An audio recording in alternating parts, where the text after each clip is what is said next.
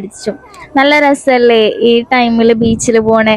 നേരെ എത്രയെന്നുള്ളതും കൂടി ഓർക്കണം. നമ്മൾ ബീച്ചിലെത്തിയ ടൈമിൽ 10:30 ആയിട്ടുണ്ട് കേട്ടോ. ബീച്ചിലെത്തിയപ്പോൾ ഞങ്ങൾ വിചാരിച്ചു ബീച്ചിലൊന്നൊരു മനുഷ്യൻ ഉണ്ടാവില്ല, പോലീസും കാര്യങ്ങളൊക്കെ നമ്മളെ പറഞ്ഞയക്കും, നിൽക്കണ്ടെന്ന് പറയുന്നൊക്കെ വിചാരിച്ചിട്ടാണ് ഞാനും ഇങ്ങനെ ഒരു ടെൻഷനോടെ ഒരു സങ്കടപ്പെട്ടാണ്ട് ഒന്ന് പോയത്.